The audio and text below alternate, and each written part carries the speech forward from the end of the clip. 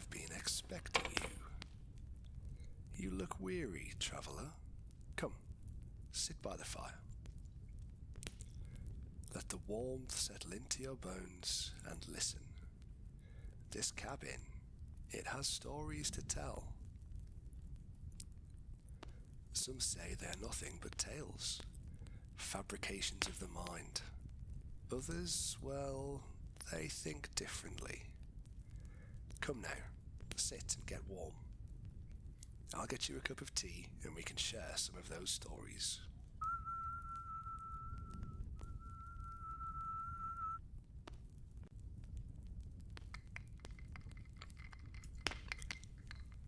Are you comfortable? Good. Let me tell you a few stories, and perhaps by the time I finish, you'll be fast asleep. Oh, you don't need to be afraid. This cabin hasn't claimed a life in many a year. Now, let us begin. There is a book in this cabin, a simple thing, bound in cracked leather, its pages yellowed with age, a guest book. Every traveller who stays here is asked to sign their name upon arrival, a tradition, nothing more. Most names are written in neat, careful script, some hurried, some shaky, as though the writer's hands were trembling when they held the pen. But sometimes, just sometimes, a guest opens the book and they find their name already written inside. The ink long since dried, but the letters unmistakably their own. One traveller, much like yourself, arrived on a stormy night.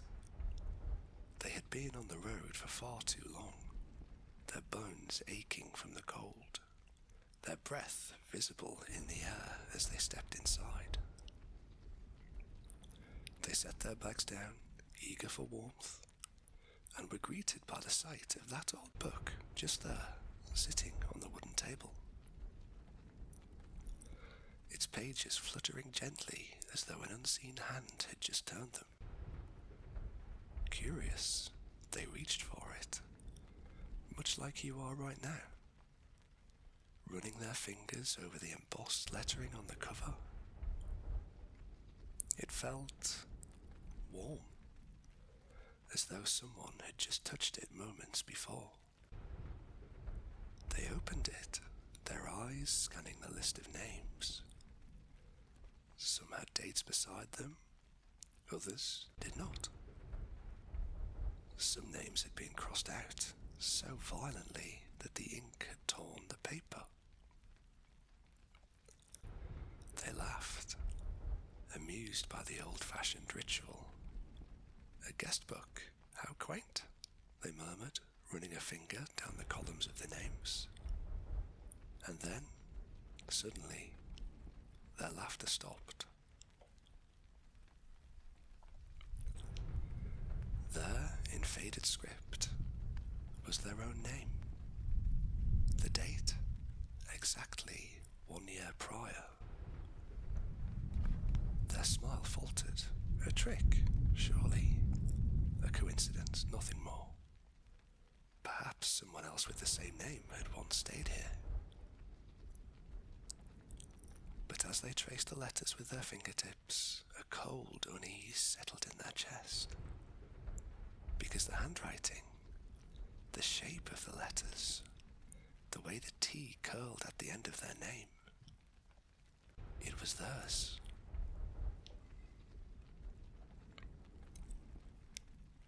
They flipped through the pages, frantic now, searching for something, anything that could explain it. But there was nothing. Just that single entry, their names staring back at them from the past. Their hands had begun to tremble. They turned to the innkeeper, their voice unsteady. This must be a mistake. innkeeper, a shadowy figure by the fire, simply tilted their head. A mistake, they echoed, their voice soft, almost amused. The traveller swallowed hard, forcing out a nervous chuckle. Yes, I've never been here before.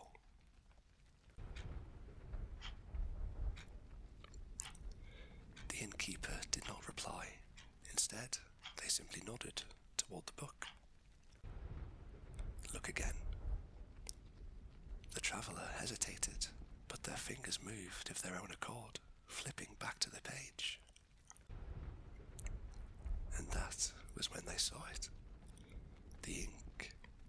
It was still wet. The letters, once faded, now dark and fresh, as though the name had just been written. The traveller jerked back from the book, their chair scraping loudly against the wooden floor. Their breath came in shallow gasps.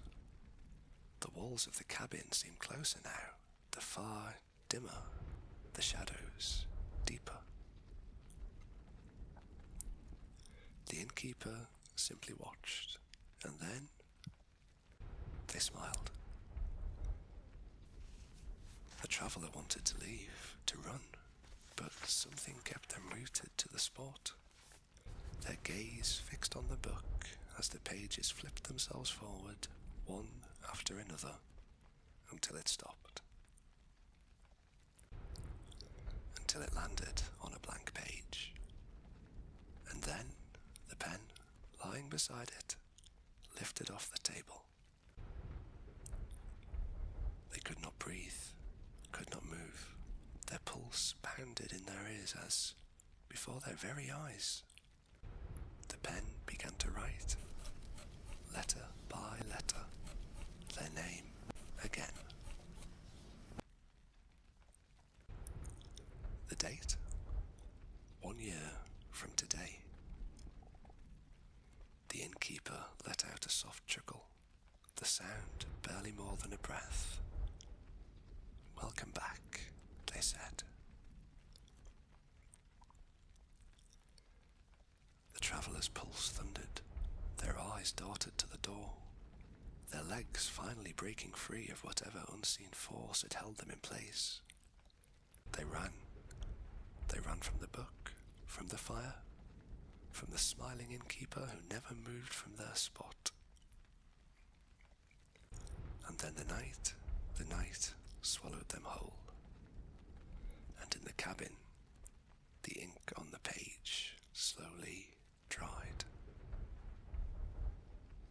Shall I read you the next entry?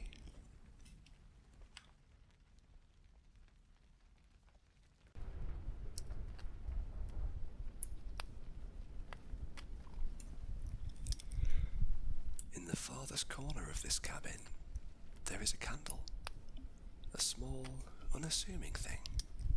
Its wax pale, its wick thin, its flame golden and steady. It has burned for as long as anyone can remember, and no matter what one does, it never goes out. Blowing, smothering, even dousing it in water, nothing works. The flame always returns. Some say it's a trick, a hidden amber deep within the wick, rekindling itself. Others say it is something else, something watching, waiting. One night, a traveller, much like yourself, sat before it. They had heard the stories, of course, laughed at them. A candle that never goes out? Nonsense. A parlour trick, a magician's game.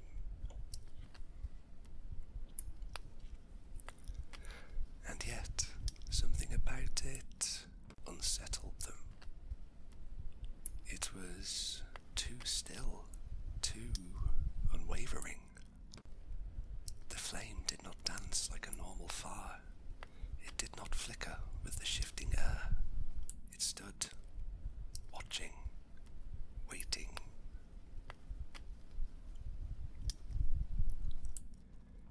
Curiosity is a dangerous thing in a place like this, but the traveller could not help themselves. They leaned in, their breath warm against the wick, and then they blew. The flame vanished for the first time in forever. The candle was dark. The traveller sat back, triumphant. See, nothing supernatural, just a story meant to scare the foolish. And yet, something in the room had changed. A heaviness, a thickening of the air, pressing against their skin like unseen hands. The wooden walls groaned, the fire in the hearth dimmed, and then the candle reignited. Not with a spark, not with an ember catching light, but with purpose, with intent. The traveller swallowed hard. Something was wrong. They leaned in, watching the flame closely. Closer, closer, until their reflection shimmered in the hot wax pooling at the base.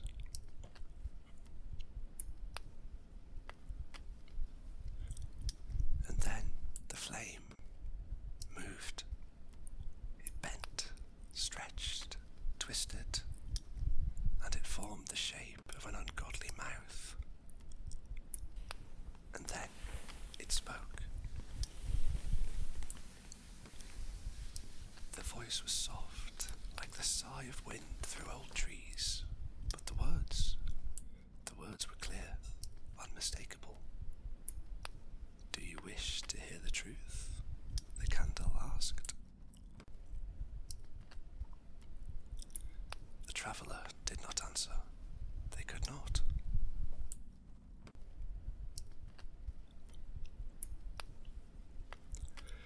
Their throat had shut, their lips frozen in place.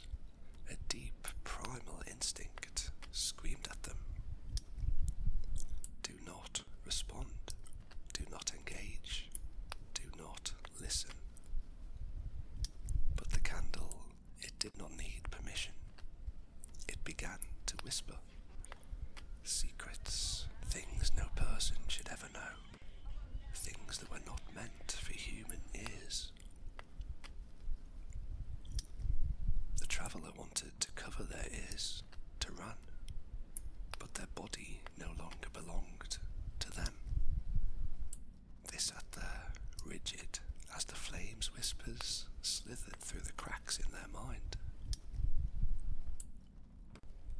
burrowing deep into places that had never known light. And then the candle laughed. A dry, crackling sound like burning leaves, like something ancient remembering joy for the first time in centuries. The traveller does not remember how the night ended. They only remember waking the next morning, slumped in the chair, the room silent once more. The fire in the hearth had died, the storm had passed, the world had returned to normal. Except the candle was still burning, just as it always had. And so were the whispers inside their mind.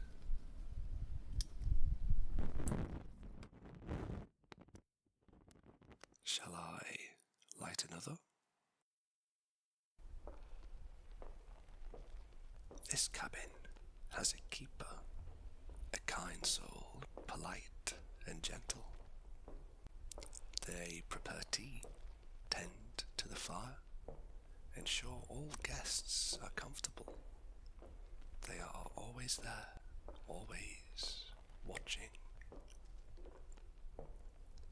Never intrusive, never unkind, just present.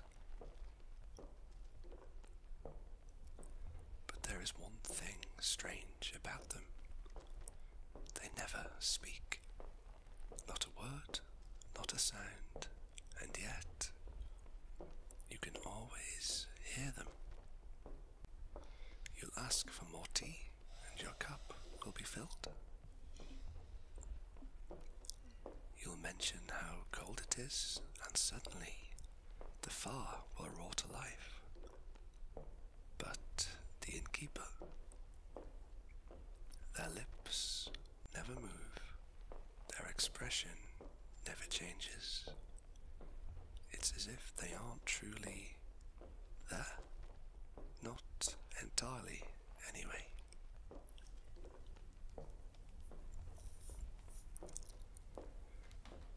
Some guests never question it. They accept the kindness, sip their tea, and say nothing at all. But others cannot help but wonder. They watch the innkeeper from the corner of their eye. They whisper questions into the silence. And sometimes they do things they should not do. One traveller, daring and foolish, could not bear the mystery. They watched the innkeeper move about the room, pouring tea, tending the fire, dusting the shelves, all in eerie silence. Their hands moving with slow precision. Not a breath, not a hum, not a single sound. It was unnatural, the traveller thought, impossible. And so they did something no one had ever done before.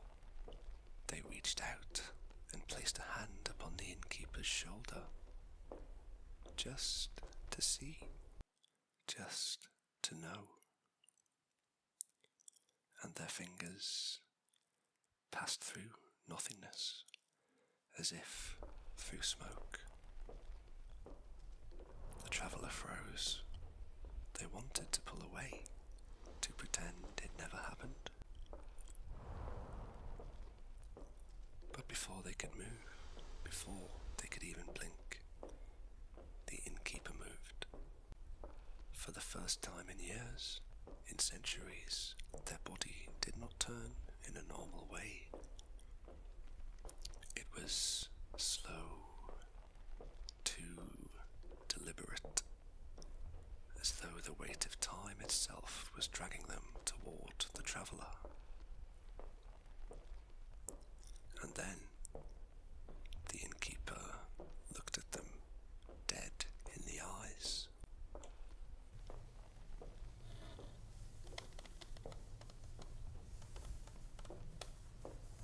Their face was unchanged, calm, still polite, but their eyes, oh, their eyes.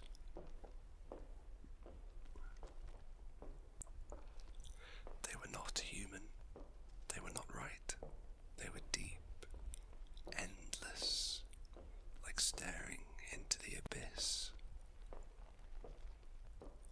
And when they spoke, their voice was not a whisper, nor a breath, nor even a murmur. It was a rumble, a soundless thunder rolling through the bones of the cabin. It was felt more than heard, vibrating in the marrow of the traveller's teeth.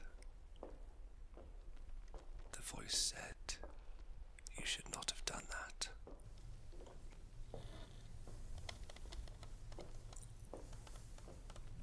The traveller did not remember standing. They did not remember running.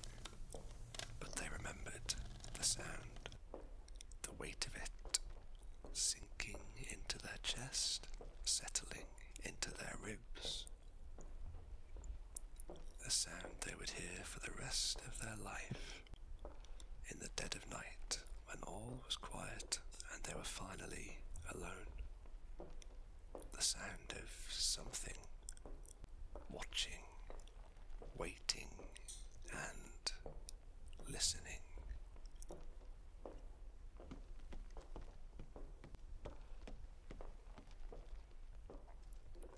Perhaps we should not speak of them any longer.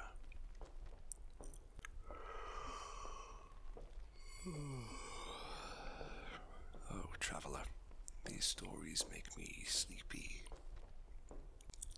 How about another cup of tea? I'll make us a drink, and we can continue. Don't go getting scared on me now. There's still a couple more stories before we retire to our chambers.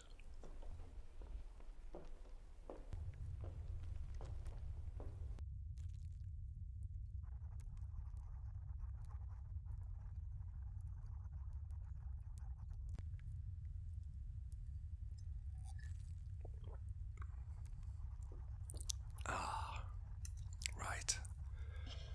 Where were we? Ah, yes, the stories. Let me tell you the next one. There is a part of this cabin that is colder than the rest. You feel it, don't you? The draft. The way the light never quite reaches that corner. The way the air seems heavier there, pressing against your skin, like something unseen is standing too close. It has always been this way, and yet no one speaks of it. Some say there is a door there, a door that no one can see. Not anymore. At night, if you listen closely, you can hear something behind the walls. A faint, rhythmic tapping. Not the creak of settling wood, not the skitter of a rodent. Something deliberate. A pattern, a knocking, as if someone is inside. One guest, foolish and curious, noticed the sound one night, the way it seemed to pulse beneath the floorboards, through the walls, beneath their own ribs. They whispered into the darkness, "Who's there?" No answer, but the knocking continued. They told themselves it was nothing, a trick of the wind, an echo of their own heartbeat. And yet they found themselves drawn to it. Step by step across the cold wooden floor, toward the farthest corner of the cabin, the one that never quite felt warm no matter how high the fire burned. Hesitated, then with a hand that should have been trembling but was strangely still, they pressed their palm against the wood. It was cold, colder than the night air, colder than anything should be. And then, against their better judgment, they leaned in. They pressed their ear to the wall, hoping to hear more.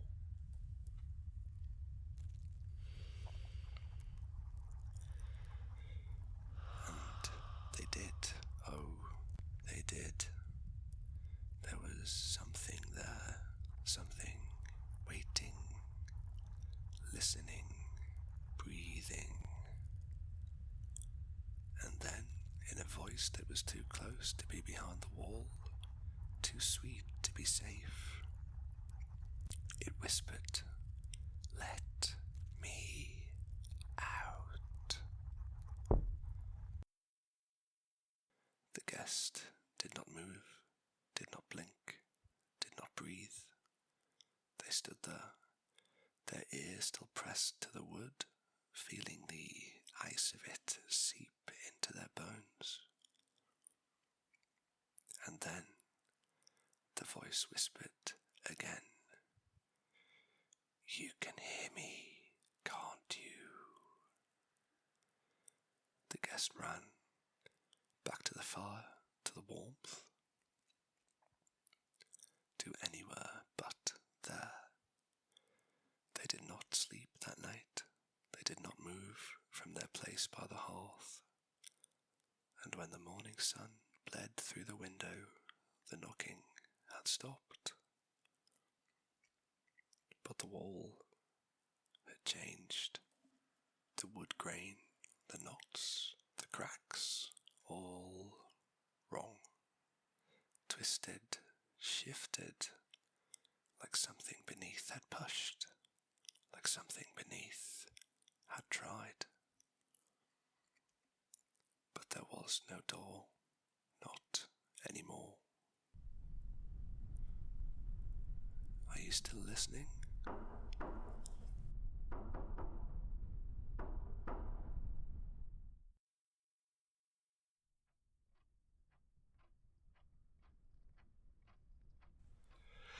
Oh, my dear traveller, it is getting late. You must be asleep before midnight. You must.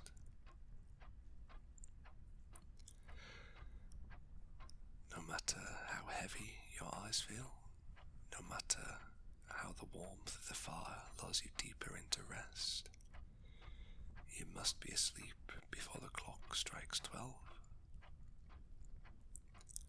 Because if you're still awake, you will hear them.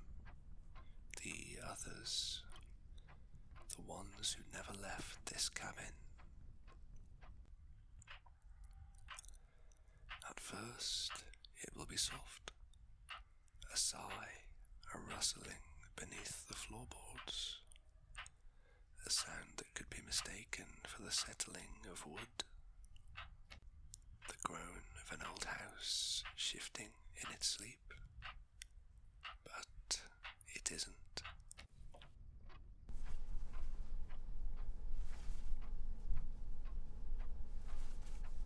And then the footsteps will begin. Soft at first, cautious, like someone trying not to wake you. But they will come closer, step by step by step. They will gather around your bed, standing just beyond the edge of your vision, watching, waiting. They want to see if you will open your eyes, if you will make the mistake that so many others have made before you. Because if you do, if you dare to peek into the darkness, you will see them. And more importantly, they will see you.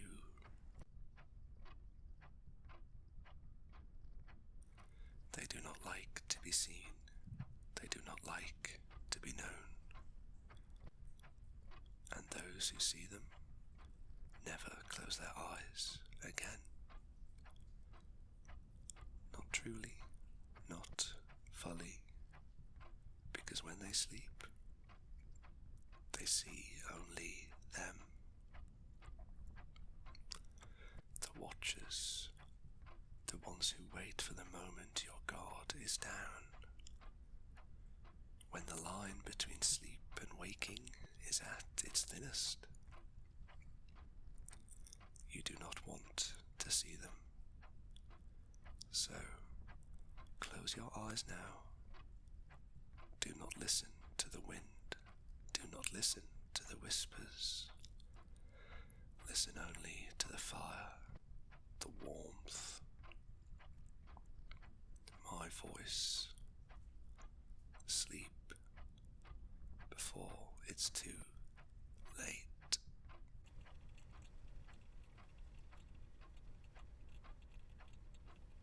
Oh dear, did you hear that?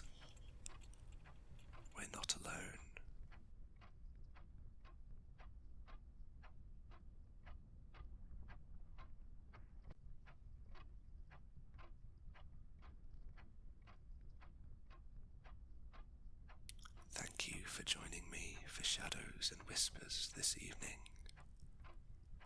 Subscribe for more and sleep well if you can.